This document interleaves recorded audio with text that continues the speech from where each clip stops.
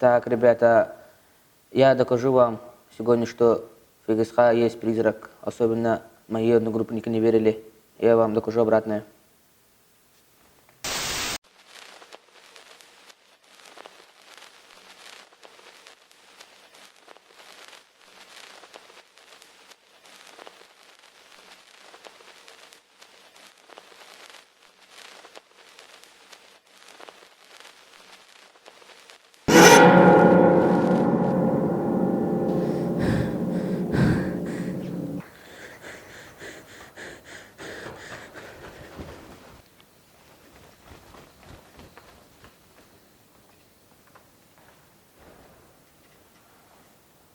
Нет его.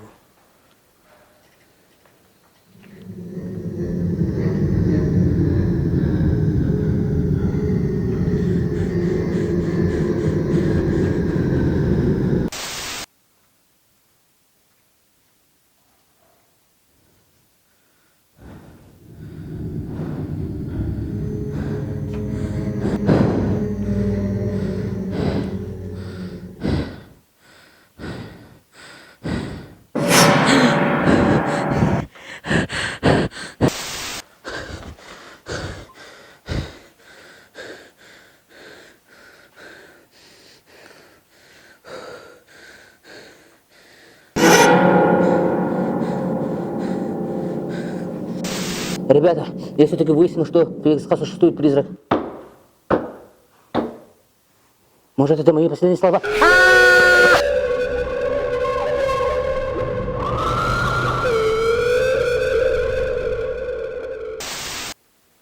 Так, ребята.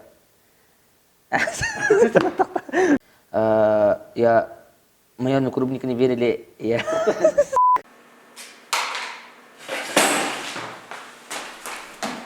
Тогда стоп!